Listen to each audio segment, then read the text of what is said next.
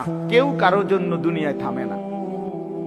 আমার মৃত্যু তোমার লেগে আটকাইবে না, তোমার মৃত্যু আমার জন্য আটকাবে না, কারো জন্য আটকাবে না। প্রত্যেকেই একদিন আপন গন্তব্যে, আপন কবরে ফিরেই যাবে। আর কেউ না মরলো আমি মরে যাব, আমি না মরলো তুমি মরে যাবে, মানে কেউ কারোর জন্য আটকাবে না। এই জন্য দোস্ত, এটা কোরআন থেকে বললাম।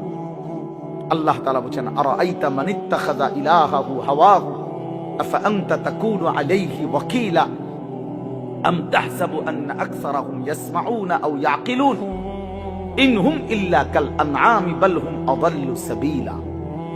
অর্থ হলো, সংক্ষেপে বলতেছি, একই কথা। আল্লাহ বলছে, মনের ইচ্ছাকে যে নিজের খোদা বানিয়ে ফেলছে, আল্লাহ বলে তার পরিচয় আর কিছুই নয়, শুধুই জানোয়ার। ইনহুম ইল্লা কাল আনআম, সে আর কিছুই নয়, শুধুই জানোয়ার। আনআম মানে কি? চতুষ্পদ জন্তু,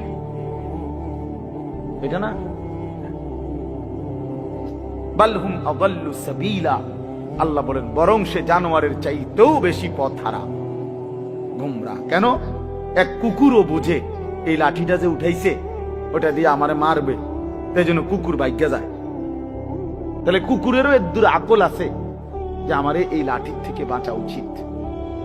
কিন্তু এই জানোয়ারে, এই চতুষ্পদ জন্তু বুঝে না যে এই গুনাহ আমারে জাহান্নামের আগুনে জ্বালায়ে ফেলবে, এটাও যে বুঝে না, এতটুকু আকলও যার কাজ করে না। এই জন্য আল্লাহ বলছে বরং সে জানোয়ারের চাইতেও বেশি পথ হারা। বাল হুম আযাল্লু সাবিলা,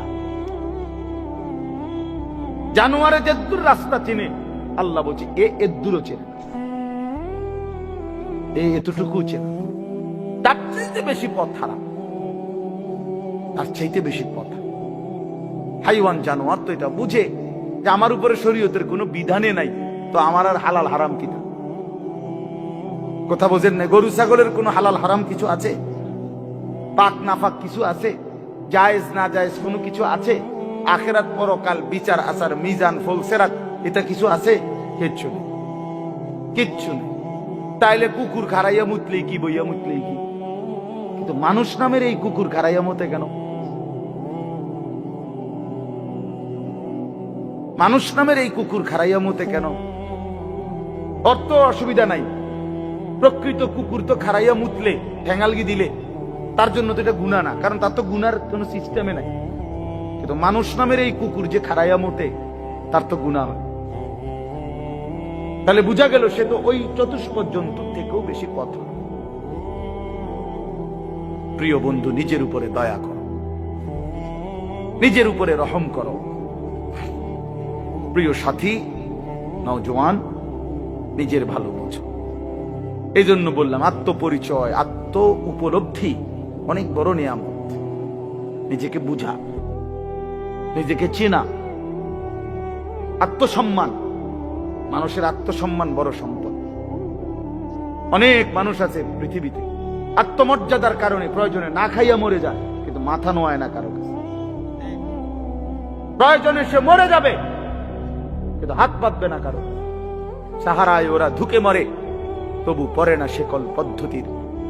এটা আমরা কবি নজরুলের কবিতায় পড়ছিলাম যে কেন আল্লাহ তাআলা নবী সাল্লাল্লাহু আলাইহি সাল্লামের জন্য মক্কা কুরাইশদেরকে অধিকাংশ সাহাবী হিসাবে নির্বাচন করলেন কেন? পৃথিবীতে একমাত্র জাতি ছিল মক্কার কুরাইশরা, যারা প্রয়োজনে সাহারা মরুভূমিতে মরে যাবে দুকে দুকে, কিন্তু কারো গোলামি, কারো সামনে ঘাড় নোয়ানো, কারো পরাধীনতা স্বীকার করা, এইটা তাদের স্বভাবে ছিল না।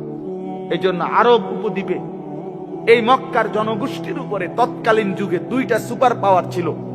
একটা ছিল রোম সাম্রাজ্য, একটা ছিল পারস্য সাম্রাজ্য। ওই দুই সাম্রাজ্যের কেহই কোনোদিন একদিনের জন্য আরব এই উপদ্বীপে মক্কাবাসীর উপরে ক্ষমতা, প্রভুত্ব তাদের আয়ত্তায় আনতে পারেন। এটা ঐতিহাসিক কথা। মানে তাগরে ঘাড় নোয়াই পারে নাই তাগর লাগে।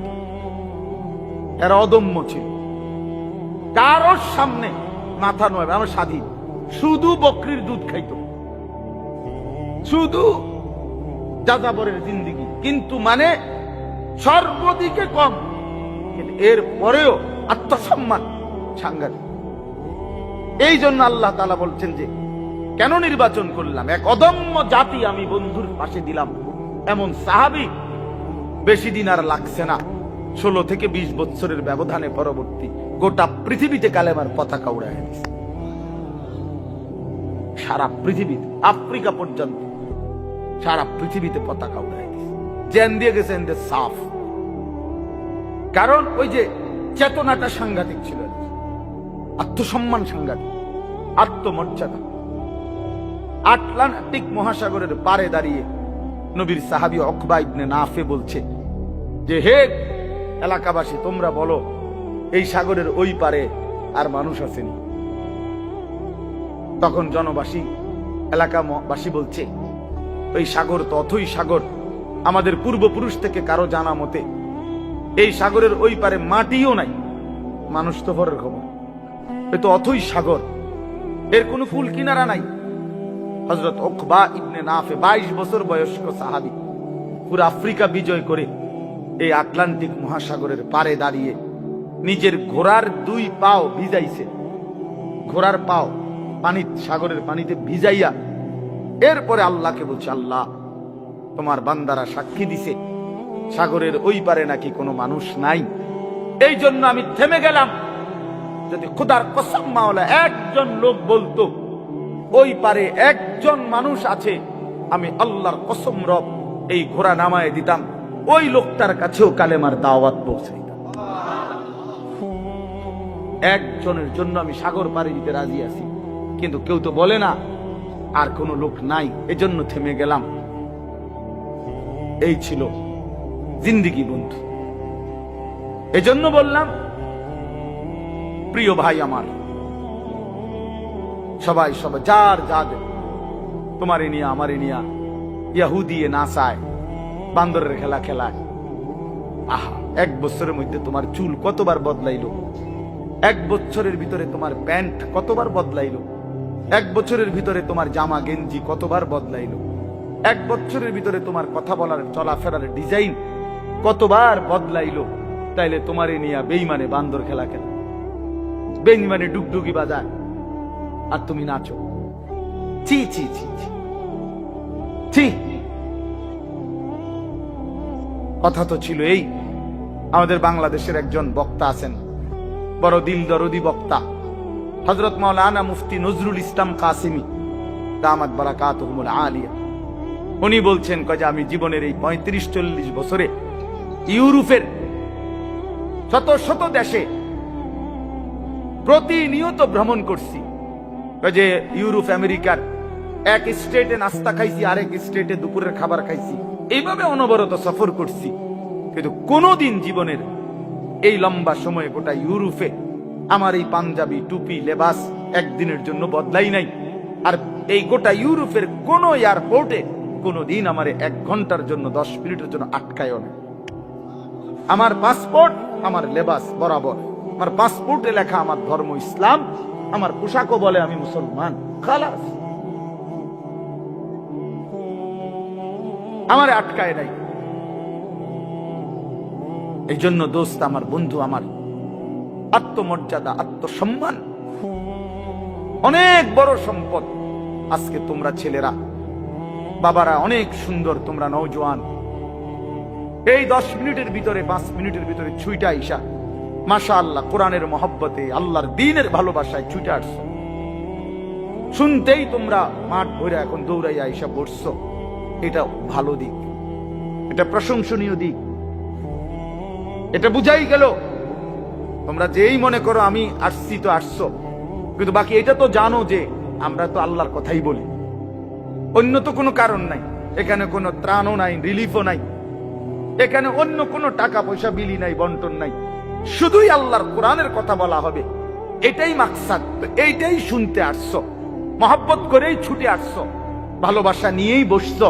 আমি তোমাদেরকে জন্য অনুরোধ করি প্রিয় ভাই, আরেকটু আল্লাহর জন্য আগাও, দ্বীনের জন্য আরেকটু আগাও, ইসলামের জন্য আরেকটু আগাও। তোমার কলিজায় যেহেতু বুঝেই আসছে ইসলাম সত্য, কোরআন সত্য, আল্লাহ সত্য, রাসূল সত্য, আমি মুসলমান, এটা যেহেতু গৌরব তোমার, এটাই যেহেতু ইজ্জত। প্রিয় বন্ধু, তুমি যদি আল্লাহর কথা মানার ক্ষেত্রে, দিন মানার ক্ষেত্রে, নামাজ পড়ার ক্ষেত্রে, আল্লাহকে রাজি খুশি করার ক্ষেত্রে আরেকটু যদি হিম্মত করে আগে বাড়তে পারো, খোদার কসম ইনশাআল্লাহ আগামীর ইসলামের পতাকা তোমাদের হাতেই উড়বে। ইনশাআল্লাহ ইসলাম উড়বে, ইসলামের পতাকা উড়বে। কাফের বেঈমান সব জায়গায় হেরে যাচ্ছে, জালেম সব জায়গায় হেরে যাচ্ছে। 7ই অক্টোবর 2023, 7ই অক্টোবর 2024, কত হইল? 1 বছর। নভেম্বর, ডিসেম্বর, জানুয়ারি, আরো 3 মাস, কত হইল?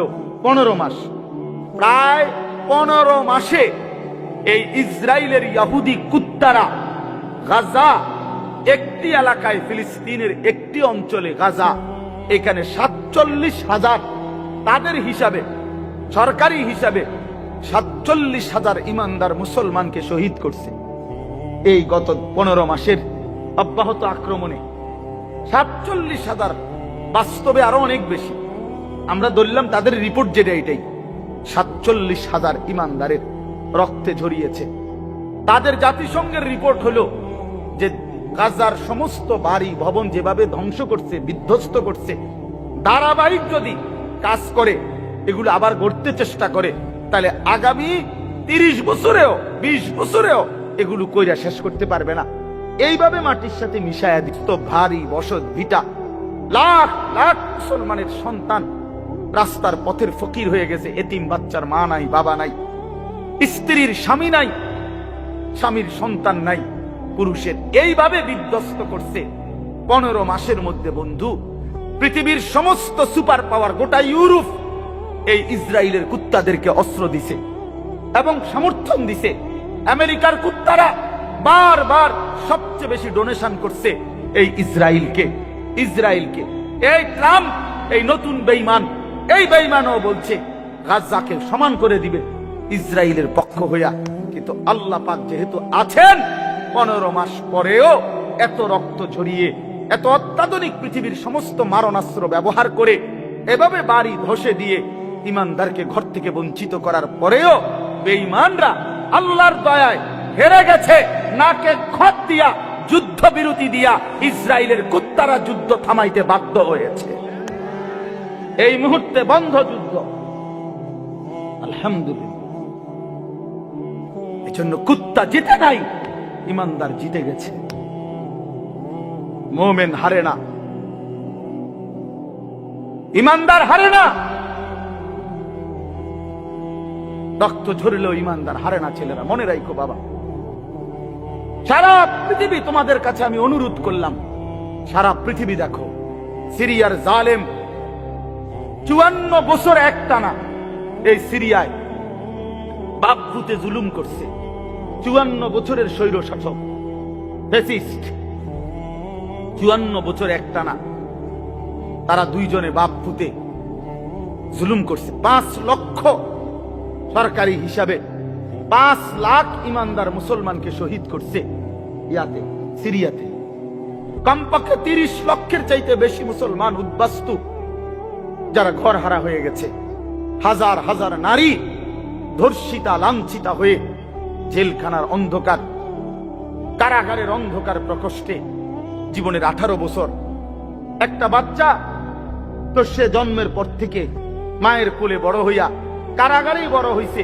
এরকম শত শত মেয়ে যাদের বয়স হয়ে গেছে 18, 16, জেলখানাতে। এই সিরিয়ার এই কুত্তা বাশার আল আসাদ, এই জালেমের আমলে।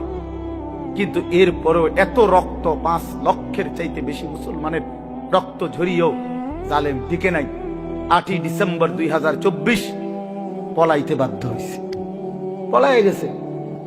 সিরিয়া এখন ইমানদারদের হাতে, মুসলিম মুজাহিদদের হাতে। বাংলাদেশের 16 বছরের জালেম 16 বছর প্রতি ইঞ্চি জমিন, প্রতিটা সেক্টর, প্রতিটা বিভাগকে এমন নিখুঁত ছক দিয়ে আঁকছে, নিজের মতো করে করে নিছে যে একটা সুতা বাংলাদেশে পড়বে না এই জালেমের কারণে। সেই বুবুও 5ই আগস্ট পলাইছে, বুবু পলাইছে। আমার জিও কয় বুবু পলাইছে, ছোট্ট গাছ। আমি আব্বু কেমনে পলাইছে? গাড়ি উঠি লইয়া পলাইছে, গাড়ি উঠি লইয়া পলাইছে। গাড়ি গুট্টি কইতারে না, গাড়ি উঠি লইয়া পলাইছে। হ্যাঁ, মজলুমের বিজয় হয়েছে, জালেমের পতন হয়েছে। তাইরে বন্ধু, পৃথিবীতে মুসলমানদের নির্যাতনের, মজলুমের কাহিনী ফিলিস্তিনের চাইতে মারাত্মক কোথাও নাই। সেখানেও ইনশাআল্লাহ আবার হবে, ইসরায়েল আবার আক্রমণ করবে। কিন্তু এর পরমাণু এই আক্রমণ করতে করতে আজকে 15 মাসে তাদের ভিতরটা জুরজুরা হয়ে গেছে, কিচ্ছু নাই, কিচ্ছু নাই। শেষ পর্যন্ত আল্লাহ তাআলা কোরআনে যেহেতু ওয়াদা দিছে, ইহুদিরা হচ্ছে অভিশপ্ত জাতি। ইহুদিরা কোন সময় পৃথিবীতে স্থির হইতে পারে নাই। ইহুদি একমাত্র অভিশপ্ত জাতি, যে জাতি কখনো কোথাও সেটেল হইতে পারে নাই। এরা যাযাবর, এরা জীবনভর এগরে তাড়াইছে। সব সময় এই ইসরায়েল থেকেও এই বেঈমানরা, এই ইহুদি কুত্তারা পরাজিত হয়ে একদিন এখান থেকে সরে যেতে বাধ্য হবে ইনশাআল্লাহ। এজন্য মনে রাখো বন্ধু, সবসময় জিন্দেগি একরকম যায় না। আজীবন মুসলমান নির্যাতিত হবে, আজীবন ইমানদার জুলুমের শিকার হবে, আজীবন কোরআনওয়ালা সেজদাওয়ালা অপমানিত হবে। আর সুদখোর, ঘুষখোর, বাটপার, সিটার, জালেম, নাফরমান আর এই তাফালিং করেন না তোমরা আজীবন মাতবরি করবা। আর আলেম ওলামা, ইমানদার মুসলমান, তালিব ইলম, কোরআন পড়নেওয়ালা, এরা আজীবন মাথা নোয়ায় রাখবে। না না, আসমানওয়ালা আছে মিয়া, মনে রাখো মিয়া, আসমানওয়ালা আছে। এত খামখেয়ালি মনে করো না, এত খামখেয়ালি মনে করো না, খামখেয়ালি মনে করো। বাংলাদেশের পরিবেশ এই মুহূর্তে কি? বাংলাদেশের পরিবেশটাও যদি কেউ দেখে, আলহামদুলিল্লাহ, একটা দিন মজুর, কুলি, ঠেলাওয়ালা, কুলিওয়ালা, মাড়ি গাড়ে, এরকম দিন মজুরেরও স্বপ্ন কলিজায় আমার সন্তান হাফেজে কোরআন হবে। সমাজের সবচেয়ে উচ্চ পদস্থ ব্যক্তি, যে কোটি কোটি টাকার মালিক, হাজার কোটি টাকার মালিক, সেও স্বপ্ন দেখে আমার ছেলেটা হাফেজে কোরআন হবে। বারবার, একবার না, দুইবার না, সারা পৃথিবীর বুকে বাংলাদেশ যদি আজকের পৃথিবীতে পরীক্ষা জরিপ নেয় যে একটি মাত্র বিষয়ে বাংলাদেশের বারবার ফার্স্ট হইছে সারা বিশ্বে, এটা একটাই মাত্র বিষয় যেখানে প্রত্যেকবারে বাংলাদেশ বিশ্ব চ্যাম্পিয়ন, বিশ্বে প্রথম। 70 দেশে, 90 দেশে, 110 দেশে, সেটা কোরআনুল কারীমের হাফেজ, হেফজে কোরআনের মাধ্যমে। আমার দেশের হাফেজে কোরআন, যাদের মাতৃভাষা আরবি, আহলে লিসান আরব, আরব, সেই আরবের অসংখ্য দেশকে পিছে ফেলে বারবার অনারবি, আরবি যার মাতৃভাষা না, এমন সন্তান বাংলাদেশের বারবার কোরআনুল কারীমের হিফজ প্রতিযোগিতায় ফার্স্ট হচ্ছে। সেদিন আল্লামা খালেদ সাইফুল্লাহ আইয়ুবী সাহেব বলতেছিলেন, আমার দেশের তাকরিম, যেই ছেলে বারবার সারা বিশ্বে স্বর্ণ পদক পাইছে, হাফেজ সালেহ আহমদ তাকরিম, উনি বলছেন যে আমার স্বপ্ন যদি কোনোদিন কাবা শরীফের মধ্যে আল্লাহর ঘরে কোনোদিন অনারবি কোন ইমাম রাখে, তো হতে পারে একদিন তাকরিম আগামী দিনে কাবার ইমাম হবে। আর এটা আল্লাহর জন্য অসম্ভব, আল্লাহর জন্য অসম্ভব এটা। ওমা যালিকা আলাল্লাহি বিআজিজ, আল্লাহর জন্য অসম্ভব না বন্ধু। ইনশাআল্লাহ দেখো, আব্দুল মালিক হাফিজাহুল্লাহ, হযরত মাওলানা আব্দুল মালিক, ওনার আব্বা বলতো, আমাকে কুমিল্লার আকশামের মানুষ, জাতীয় মসজিদ বাইতুল মোকাররমের এখন যিনি খতিব, পৃথিবীর এমন কোন আরব দেশ নাই যেই দেশের ওলামায়ে কেরাম ওনারে চিনে না। বাংলাদেশে তিনি যদি পরিচিত হয় 10%, আরব বিশ্বে তিনি পরিচিত 90%। পৃথিবীর আরব দেশের বহু ইউনিভার্সিটিতে এই হযরত আমার দেশের বাইতুল মোকাররমের খতিব যিনি বর্তমান, ওনার কিতাব, আরবি লিখিত বই, কিতাব পৃথিবীর আরব দেশের ইউনিভার্সিটির সিলেবাস ভুক্ত। আল্লাহর কসম, আল মাদখাল উসুলে হাদিসের এক কিতাব সারা পৃথিবী পড়ে, এত সুন্দর, এত জামে, মানে উসুলে হাদিসের কিতাব আর পৃথিবীতে নাই। মানে হাদিসের বিষয়ের যত নিয়ম কানুন, হাদিস শাস্ত্রের, এটার উপরে ওনার লিখিত কিতাব, অনেক কিতাব, ওনার অনেক কিতাব। আমি বলতেছিলাম ওনার আব্বা হযরত মাওলানা শামসুল হক রাহমাতুল্লাহি আলাইহি, ওনার বাবা আজীবন যেই মাদ্রাসায় মুহতামিম ছিলেন, আমি ওই মাদ্রাসায় মাহফিল করছি, বয়ান করছি, তো ওইখানে গিয়ে শুনছি ওই বাবা একটা ঘরও দেখছি, ওনার পুরান একটা টিনের ঘর। তো ওনার আব্বা বলতেন সব সময়, আব্দুল মালিক তোরে লইয়া আমার বেশি চিন্তা, তারে দিয়া কি হইব, তারে দিয়া কি তো হইব, মানে তে কেমনে চলবো ভবিষ্যতে। ওনার আব্বাই বলে বেশি কি করছে, চিন্তা করছে। আব্দুল মালিক এখন জাতীয় মসজিদের খতিব। এই জন্য দোস্ত বন্ধু, ইনশাআল্লাহ ইসলামের বিজয় হবে, আগামীর সময় কালেমার বিজয় হবে, কালেমার বিজয় হবে। এই জন্য দোস্ত বন্ধু, নওজোয়ান কিশোর, নষ্ট হইও না, চরিত্রহীন হইও না। এত সহজে এত অল্প বয়সে 16 বছরে চরিত্র এভাবে নষ্ট করে দিলা, মাত্র 18 বছর বয়সে এত নারী দেখে ফেললা, মাত্র 18 বছরে এত উলঙ্গ ছবি দেখে ফেললা, বাকি জীবন কি করবা বাবা? হ্যাঁ, মাত্র 18 বছর বয়সে এত জিনা ব্যভিচার দেখে লাইলা, ছি ছি ছি, বাকি সময় কি করবা বাপ? বাকি সময় কেমনে চলবা আব্বা বলো? এত অল্প বয়সে এত নোংরা হয়ে গেল, এত কম বয়সে এত চরিত্রহীন হয়ে গেল, সারাদিন নারী ছবি কি দেখো মোবাইলে তোমরা, আমরা বুঝি না বাবা। কতবার চুলের ডিজাইন বদলাইলা বাপ, কারে দেখাইতা? কয়জন বেডি তোমার ভাই চাইছে? তুমি যে এতবার ডিজাইন বদলাইলা, কেডা আইছে তোমার সেহুনি? হ্যাঁ, সিনেমার কোন নর্তকী তোমারে ফোন দিছে তাই শুনি? তুমি যে বেডিরে দেখা আখলাক নষ্ট করতেছ, চরিত্র নষ্ট করতেছ, শরীরের যৌবনটা শেষ করতেছ, নিজের হাতকে লজ্জাস্থানের গুনাহ করে নষ্ট করে দিতেছ। প্রিয় বন্ধু, এর চাইতে বেশি তো আর বলতে পারি না। কিন্তু বিনিময়ে কোন নর্তকী তোমার বাড়িতে আসছে? হ্যাঁ, সিনেমার কোন নর্তকী, হিন্দি সিনেমার কোন নর্তকীরে তুমি চিনছ বলো ভাইয়া? কেন আখলাক নষ্ট করে দিলাম? কেন চরিত্র নষ্ট করে দিলাম? কয়জনে নামাজ পড়ছো আজকে, মাগরিবের নামাজ বলো ভাইয়া? আমরা তো আলহামদুলিল্লাহ আল্লাহর দয়ায়, আমার একদিনের ব্যস্ততা দেখলেও তো আপনি মাথা ঘুরাইব, কিন্তু এই ব্যস্ততার ভিতরে দিয়েও তো মাগরিবের নামাজ হতো। আমার এখানে এসে মাহফিল ধরতে হবে। আমি আনোয়ার ভাইয়ের সাথে কথা বলছি আসরের সময়, ভাই আমার একটু দেরি হইব, মেহমান আসছে, মাদ্রাসায় জরুরি কাজ ছিল আমার, কিন্তু আলহামদুলিল্লাহ ব্যস্ততা ঠিক আছে, কিন্তু জামাত মাগরিবের নামাজ তো জামাতে পড়ছি। ওই দৌলতপুরের একটা গ্যাস ফিল্ড আছে, এটার মসজিদ। কেমনে নামাজ ছেড়ে দিলা ভাইয়া? চেহারা সুরত দেখলেই তো বোঝা যায় কতদিন হয় নামাজ পড়ো। ওফ, আল্লাহকে ডাকো না, তে আল্লাহকে এমনি ভুলে গেলা, রাসূলকে এভাবে ভুলে গেলা, ধর্মকে এভাবে অপমান করলা, মাকে এত বড় বেইজ্জতি করলা। 2 বছর যে মা দুধ পান করাইছে, তোমারে তিল তিল করে বড় করছে, এই উদ্দেশ্যে যে তুমি 16 বছর বয়সে শুধু নারী দেখবা, ছবি দেখবা, মোবাইলে উলঙ্গ দৃশ্য দেখবা, তুমি মালিকের একটা সেজদা দিবা না, 1 ওয়াক্ত নামাজ পড়বা না, তোমার মা বুঝি তোমার এই জন্য দুধ খাওয়াইছিল?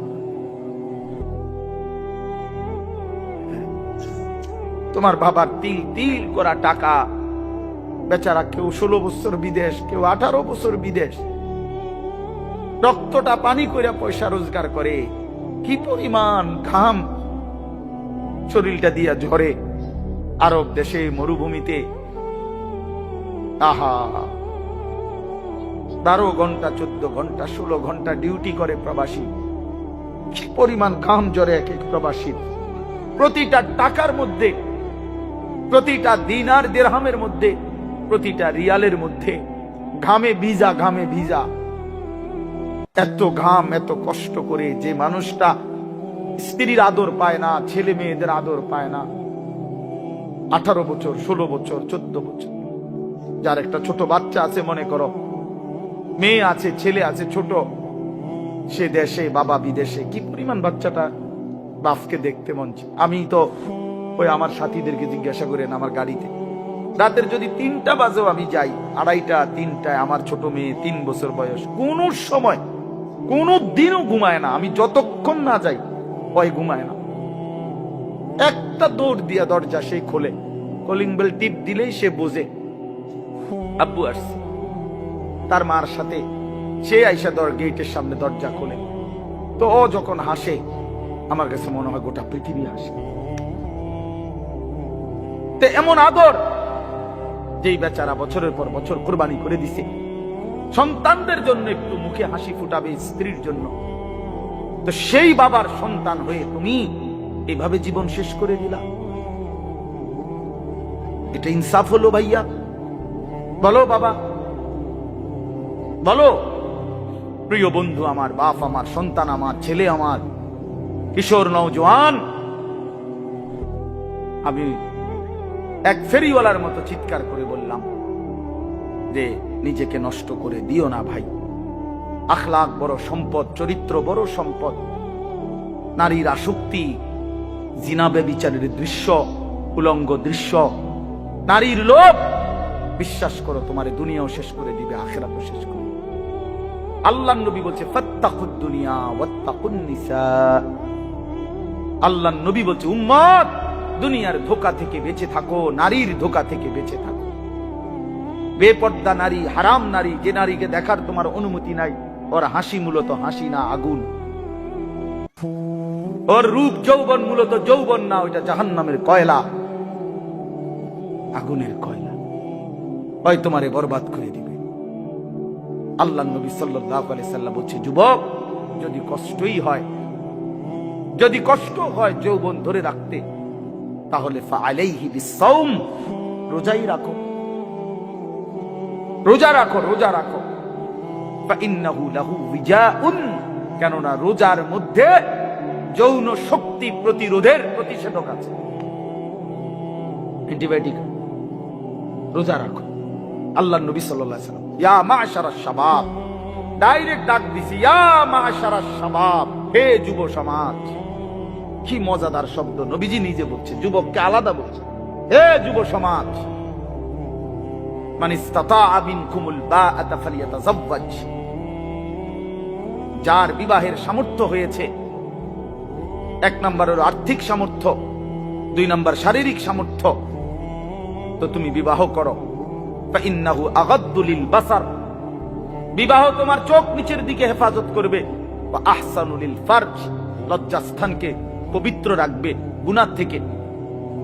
ওমান লাম ইস্তাতি, আর যদি কেউ এই মুহূর্তেই পারতেছো না, পরিবেশ, পারিপার্শ্বিকতা সব মিলাইয়া বিবাহের সময় এখনো হয় নাই, কিন্তু নিজের যৌন চাহিদা আছে, নিজের ভিতরের কামনা বাসনা আছে, এটা তো বন্ধ করে দেওয়া যাবে না। এমন কোন ট্যাবলেট দিয়া বেলে যে তার যেন আর কোনো শারীরিক কোনো যৌন চাহিদাই যেন না থাকে, এমন ইনজেকশন দিয়ে দেন না, তাহলে তো মুশকিল, এটা বিপদ। এটা তো আল্লাহ প্রদত্ত, আল্লাহ প্রদত্ত। অতএব আল্লাহ নবী বলছেন ফাআলাইহি বিসসাওম। তাক ওদিকে তাকায়ও না ভাই, এত মানুষ সবাইরে গুছান সম্ভব না, কিছু পাগল ছাগল ফালতু এগুলা থাকবে, এটা এত তান টোহাইয়া লাভ হতো। যে দূর শুনছে দূরে, আমি এত সংখ্যার চিন্তাও করি না। মানুষ হয়েছে 10 কোটি, হ্যাঁ, আল্লাহ কইল আমি নিলাম না, কথা বুঝছেন না? মানুষ হয়েছে একের 50 লাখ, আর কি সব আমার আলগি দিয়ে মনে করেন 4 রাস্তার মাথা নিয়ে ওটাই দিয়ে আইছে। আল্লাহ বলছে আমি আনিস, তোমারে নিলাম না, খালি তো লাভ হইল কি? এই জন্য এটা কোনো বিষয় না। তো আল্লাহ নবী বলেন ফাআলাইহি বিসসাওম, তাহলে তুমি রোজা রাখো। ফাইন্নাহু লাহু বিজাউন, এবং এটার মধ্যেই তোমার জন্য প্রতিষেধক রয়েছে। সবর করো, রোজা তোমাকে সবর করতে শিখাবে, রোজা তোমার চরিত্রকে পবিত্র রাখতে শুরু করে শেখাবে। এটা রাসূলুল্লাহ সাল্লাল্লাহু আলাইহি ওয়াসাল্লামের নববী প্রেসক্রিপশন, এটা নবীজির প্রেসক্রিপশন, নবীজির ঔষধ। তো আমার বলার উদ্দেশ্য এই আয়াত আমি এই জন্য পড়ছি যে আলহামদুলিল্লাহ, নিজেকে চরিত্র গঠন, তোমরা যারা কিশোর, নওজোয়ান, যুবক, তোমরা যারা এখনো অবিবাহিত, তোমাদের কাছে বন্ধু অনুরোধ, চরিত্রের হেফাজতের নিয়তে, অভ্যস্ত বানাবার নিয়তে, নিজের আখলাকের পবিত্রতার নিয়তে মাহে রমজান সামনে, মাহে রমজান সামনে, এবারের রমজানে টার্গেট নাও 30 দিনের রোজার মাধ্যমে দিল থেকে আল্লাহর কাছে এইভাবে 30টা দিন হাতে গুনে তুমি আল্লাহর সাথে ওয়াদাবদ্ধ হও যে আল্লাহ 30 দিন আমি রোজা রাখবো, এবং যৌন চাহিদা, লজ্জাস্থানের চাহিদা, অশ্লীলতা, বেহায়াপনা, নর্তকী, নাচ গান, উলঙ্গ ছবি দেখা, নারীকে নিয়ে চিন্তা ভাবনা, মেয়েকে নিয়ে অশ্লীল চিন্তা ভাবনা, অবৈধ কোনো প্রেম সম্পর্ক, হারাম কোনো রিলেশন, এসব ত্যাগ করে বন্ধু 30টা দিন মনোযোগ দিয়া রোজা রাখো, তারাবি পড়ো, ইফতার করো, সাহরি করো, তাসবিহ পড়ো, তেলাওয়াত করো, কোন আলেমে দ্বীনের সাথে উঠা বসা করো, ইমাম সাহেবের সাথে সম্পর্ক করো। ইনশাআল্লাহ দেখবা আল্লাহ চাহে তো 30 দিনের মাথায় আল্লাহ বলেন লাআল্লাকুম তাত্তাকুন, আমি আল্লাহ ওয়াদা দিলাম মুমিন তোকে মুত্তাকি বানিয়ে দেব, মুত্তাকি বানিয়ে দেব। আর যদি মুত্তাকি হও তাইলে পুরস্কার কি? উইদ্দাত লিল মুত্তাকিন, আল্লাহ বলছেন জান্নাত বানানোই হয়েছে মুত্তাকিদের জন্য। 30 দিনে মুত্তাকি হবা, 30 দিনে জান্নাতি হবা। ইয়া আইয়ুহাল্লাযীনা আমানু, হে ঈমানওয়ালা, আল্লাহ বলেন জানো ঈমান তোমার পাসপোর্ট, আমি পাসপোর্ট নিলাম 30 দিন আগে।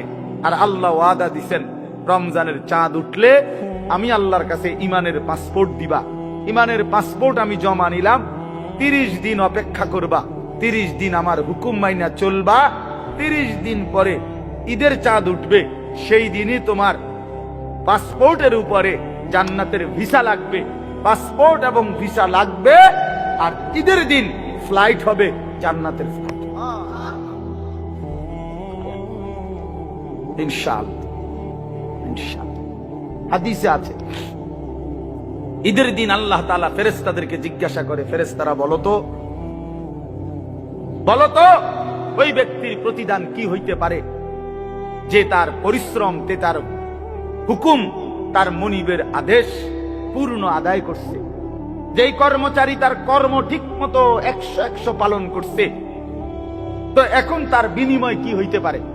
ফেরেশতাদেরকে আল্লাহ বলবে ঈদের দিন, ফেরেশতারা বলবে মাওলা তো এটার বিনিময়তে এটাই আইন ওয়াফা আজরাহু, তার বিনিময় তাকে পূর্ণ দিবেন, পারিশ্রমিক পূর্ণ দিবেন, কারণ সে তার কর্ম পুরা করছে, অতএব পারিশ্রমিকও তো কি দিতে হবে? পুরা দিবেন, এটাই তো যুক্তির কথা। তো আল্লাহ তাআলা তখন বলবেন ফেরেশতারা তোমরা সাক্ষী থাকো, আমার ইজ্জতের কসম, আমার জালালের কসম, আমি আল্লাহর বড়ত্বের কসম, আমার শ্রেষ্ঠত্বের কসম, আমার এই বান্দাগুলো একটি মাস রমজানে আমার হুকুম পূর্ণ আদায় করছে, আমার আদেশের হক আদায় করছে, রমজানের হক আদায় করছে। আজকে আমি আল্লাহ ঈদের দিনে ঘোষণা দিলাম তোমাদের সামনে, কাদ গাফারতু লাকুম, আমি আল্লাহ আমার এই বান্দাদেরকে মাফ করে দিলাম। ফেরেশতারা তখন ডাক দিয়ে বলবে, তখন ফেরেশতারা নামাজি ঈদগাহের ইমানদার মুসলমানদেরকে বলবে ইন্নাল্লাহা কাদ গাফারা লাকুম, তোমাদের আল্লাহ তোমাদেরকে মাফ করে দিয়েছে। আমরা ফেরেশতারা নিজে শুনছি। ফারজিউ রাশিদিনা ইলা রিহালিকুম, অতএব তোমরা খুশি খুশি চিত্তে, সন্তুষ্ট চিত্তে, সফলভাবে তোমরা তোমাদের ঘরে ফিরে যাও। এই জন্য বন্ধু, এটাই আমার মূল বক্তব্য। আল্লাহ তাআলা মাহে রমজান আমাদের সামনে, আর মাত্র 30-32 দিন, খুব সম্ভব 32 দিন হবে, এরকম কতদিন? 32 দিন।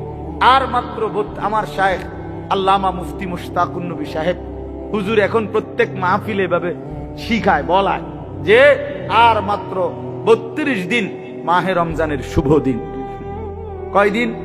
আর মাত্র, বলেন না, মাহে রমজানের শুভ, আর মাত্র 32 দিন রহমত মাগফিরাতের শুভ দিন, আর মাত্র 32 দিন নাজাতের শুভ দিন, আর মাত্র 32 দিন ইফতার সাহারির শুভ দিন, আর মাত্র 32 দিন 20 রাকাত তারাবির শুভ দিন, আর মাত্র 32 দিন মুত্তাকি হওয়ার শুভ দিন, আর মাত্র 32 দিন জান্নাতি হওয়ার শুভ দিন, আর মাত্র 32 দিন লাইলাতুল কদরের মর্যাদা পাওয়ার শুভ দিন। কাউন্ট ডাউন করো, মানে গুনো, আর মাত্র 31 দিন, আর মাত্র 30 দিন, কাউন্ট ডাউন, সংখ্যা গুনো। এটা উচিত। নবীনগরের মুরব্বী এখন আসছে, আল্লাহ তো এই জন্য বললাম, আমরা অনুরোধ করছি প্রিয় বাপ, বয়স্ক বাবারা, আপনারা এবার আপনাদের তো আপনারা বলবেন যে হুজুর আমগরে তো কিচ্ছুই করলেন না, কাল ফুলাইনরেই করলেন। আপনাদের জন্য কথা হলো এটা বাপ, আপনাদের জন্য প্রথম জিম্মাদারি। আমি প্রতিদিন এটা বলি, আপনাদের স্ত্রী সন্তান, আপনাদের ছেলে মেয়ের ঈমান আমল আখলাক, বন্ধু আমার, বাপ আমার, এদের এই ঈমান আমল আখলাক, এইটার সংশোধন, এটার ফিকির, এটা আপনাদের মূল জিম্মাদারি, এটাই আপনাদের মূল জিম্মা। আপনারা দয়া করে ঘর যদি পুরা শেষ করতে নাও পারেন, কিচ্ছুই তো না, আপনারা যদি সোফা, খাট, পালং, পরিবারের সবটা চাহিদা, মনে করেন 4 রুমে 4টা খাট দরকার, আপনি হয়তো হায়াতে থাকতে 2টা খাট ব্যবস্থা করতে আসছেন, তেমন অসুবিধা হবে না, বাকি দুটোটা হেতে বানাইতে পারবো। আপনি দেখেন বাবা, হেতে আরো সুন্দর বানাইতে পারবো। যে মকবুল ভাই দায়িত্ব নিচ্ছে, উনি নিজে কইছে এখন, তাইলে এই জন্য সে আরো সুন্দর বানাইতে পারবে। আপনি অপেক্ষা করেন, আপনি সাদটা না দিতে পারলো সে দিবে। অতএব শুধু দুনিয়া মিলাইবার জন্য আপনারা বাবারা, বয়স্ক বাবারা, অভিভাবক যারা, ছেলের বাপ, মেয়ের বাপ, স্ত্রীর স্বামী, দয়া করে বাপ, আপনারা গহনা অলংকার, আসবাবপত্র, খাট, পালং, সোফা, ফার্নিচারের জন্যই আপনারা আপনাদের এই সময় হায়াত শেষ করেন না, বরং সংসারের পবিত্র দায়িত্ব, স্ত্রী সন্তানের মূল দায়িত্ব হলো আপনার উপরে, তাদের ব্যাপারে আল্লাহর কসম, তাদের ইবাদত, তাদের ঈমান, তাদের আমল, তাদের আখলাক আপনার বিবেক দিয়ে ভাবা উচিত। আমার ছেলেটা 16 বছর কোনো দিন ফজরের নামাজ পড়ে না, আমি কেমন বাপ, আমার ছেলেটা কেমন ছেলে। আমার মেয়েটা কোনোদিন পর্দা করে না, আমি কেমন মা, আর আমার মেয়েটা কেমন মেয়ে। বলে আমার ছেলে সারা রাত সারা দিন মোবাইলের উপরে পড়ে থাকে, বন্ধুদের আড্ডা, আহা কত ছেলে আছে তাদের বাপ কদুর সুকি দিও উকি দিও খোলাগারে দেখেন। এই সুরে এমন সুর, এমন ডাকাত, এই ডাকাতের সবচেয়ে বড় শত্রু তার বাপ। এই ডাকাইতে শুধু সুরের মতো আইসা ভাত খাইয়া যায়, সর্বোচ্চ চেষ্টা করে বাপে যেন না দেখে, কোন রকমে চুরি করিয়া ঘরে ঢুইকা বাটটা খাইয়ে আবার বাইর হয়ে যায়, আবার মোবাইল নিয়া বন্ধুদের আড্ডায়, আহা, কারণ সে জানে, সে শত্রু মনে করে তাকে, যে তাকে কিছু নিষেধ করে অশ্লীলতা গুনাহ থেকে, যে কাছে তাকে কিছু রাগঢাক করব, কিছু ধমক দিব, এই জন্য সে, যে তাকে উপকার করতে চায় সে তাকে দুশ্মন মনে করে। আর যে বন্ধু তারে একটার পর একটা অশ্লীলতা, নারী, ছবি, বেহায়াপনার মধ্যে লাগাইয়া রাখে, সে তাকেই কেবল বন্ধু মনে করে, ও ফ্রেন্ড, আর বাবা দুশ্মন। ওই হলো বন্ধু। বন্ধু হলো সে, যে আমার নিজের এমবি শেষ হয়ে গেলেও যে বন্ধু নিজের এমবি দিয়া, নিজের মোবাইল দিয়ে আমার উলঙ্গ ছবি দেখতে হয়, দেখ, সেই তো বন্ধু। বন্ধু তো সে, যে আমি মদের আড্ডা চিনতাম না, আমার প্রিয় বন্ধু আজকে আমাকে নেশার জগতে, অন্ধকার জগতে আমারে ঢুকায় দিছে, সেই তো বন্ধু। যে আমি নারী চিনতাম না, কোন মেয়ের সাথে আমার সম্পর্ক প্রথমে ছিল না, আমার বন্ধু নামের ইবলিস, আমার বন্ধু নামের শয়তান আমার একটা নারীর সাথে সম্পর্ক করে দিছে, একটা মেয়ের সাথে পরিচয় করায় দিছে। আল্লাহ রাসূল সাল্লাল্লাহু আলাইহি ওয়াসাল্লাম বলছে, কিয়ামতের আলামত অনেকগুলোর মধ্যে 4টা আলামত, এরকম নবী বলছে, আতা আর রাজুলু ইমরাআতাহু আক্কা উম্মাহু আদনা সাদিকাহু আকসা আবাহু। নবীজি বলছেন এই 4টাও কিয়ামতের আলামত। একটা হলো ব্যক্তি তার বউয়ের গোলামি করবে, মার নাফরমানি করবে, বাবাকে দূরে সরায় দিবে, বন্ধুকে আপন করে এই চাই। স্ত্রীর গোলামি করবে, বেডি যেটা কইটা, বেডি কবে সান, এটা সাঁদে দুপুরে, মনে করেন দুপুরে যদি বউয়ে কয় কি সুন্দর চাঁদ উঠছে, আসলে তো চাঁদ এত সুন্দর হয়, তুমি না বললে তো খেয়াল করতাম না। বোঝেন না মুখ বুঝবা, কয়টা দুপুর 12টায় চাঁদ, এটা আরে বলো কি, তুমি না বললে তো ভাবতেই পারতাম না যে চাঁদ এত সুন্দর হয়। কিন্তু এই কথাটা তো বলা উচিত, বেডি রে, কি গো বেডি, কি কইলা তুমি, দুপুর 12টা বাজে বুঝি চাঁদ ওঠে না? ও বলছে, ওয়াইফ বলছে, এইটাই চাঁদ, যেটা সূর্য, এটা মানুষের কাছে সূর্য লাগলো, এটা আমার ওয়াইফে যেহেতু বলছে চাঁদ, এটা চাঁদ। এরকম অসভ্য এমন গোলাম, নারীর গোলাম, নারীর চাকর, স্ত্রীর চাকর, মাকে জুলুম করে। আখা উম্মা, আল্লাহ নবী সাল্লাল্লাহু আলাইহি সাল্লাম হচ্ছে তিনটা গুনাহ, সবচেয়ে বড় গুনাহ একটা হলো আল ইশরাকু বিল্লাহ, আল্লাহর সাথে শিরিক করা। 2 নাম্বার হলো উকুকুল ওয়ালিদাইন, মা বাবার নাফরমানি করা। 3 নাম্বার হলো শাহাদাতুজ জুর আও ক্বালা কাউলুজ জুর, মিথ্যা সাক্ষ্য দেওয়া অথবা মিথ্যা কথা বলা। নবীজি বলছে এই তিনটা হলো আকবারুল কাবায়ের, সবচেয়ে বড় কবিরা গুনাহ। মাকে কষ্ট দেওয়া। আমাদের বাংলাদেশের একজন বুজুর্গ আছেন, আমাদের আদিব সাহেব হুজুর, আল্লামা আবু তাহের মিসবাহ। এই হুজুরের একটা লেখা আছে, মাকে রাজি করো, দুনিয়া আখেরাতের কোথাও আটকাবে না। মাকে খুশি রাখো, মাকে খুশি রাখো, মায়ের মুখে হাসি ফুটাও, তোমার জান্নাতের দুয়ার খুলে যাবে। বাবার মুখে হাসি ফুটাও, তোমার জান্নাতের দুয়ার খুলে যাবে। এই জন্য আমি অনুরোধ করছি, আমার কথা শেষ। আজকে নওজোয়ান কিশোর তরুণ বাবারা, বয়স্ক বাবা, আপনাদেরকে বললাম, আপনাদের ছেলে মেয়ে স্ত্রীর নামাজের ফিকির করেন, রোজার ফিকির করেন, রোজার ফিকির করেন। আল্লাহ তাআলা বলছে ওয়া'মুর আহলাকা বিস-সালাহ, আপনি পরিবারের সদস্যদেরকে নামাজের আদেশ করুন। এই জন্য আল্লাহর আদেশ। এই জন্য আজকে মাহে রমজানকে সামনে রেখে জীবন পরিবর্তনের একটা সিদ্ধান্ত নওজোয়ান তোমরা নিতে পারো কিনা বলো, বলো বাবা, কিশোররা বলো, নওজোয়ান তোমরা বলো, নওজোয়ান তোমরা বলো। আমার একটা অনুরোধ, হাত নামাও। আমার একটা অনুরোধ হইল, এখানে যাদের বয়স 30-এর উপরে, আপনারা বাদে, আপনারা যেমনে আছেন এমনি বসবেন। 30-এর ঊর্ধ্বের বয়স যাদের, এরা উঠেন না। বাকিরা 30-এর নিচে যাদের বয়স, তোমরা দাঁড়ায় বলো, দাঁড়াও, দাঁড়াও, ইনশাআল্লাহ দাঁড়াও। নওজোয়ান ওঠো, নওজোয়ান জাগো, নওজোয়ান বলো, নওজোয়ান হিম্মত করো, নওজোয়ান আগে বাড়ো, নওজোয়ান পতাকা উড়াও, নওজোয়ান ইসলাম উড়াও, নওজোয়ান।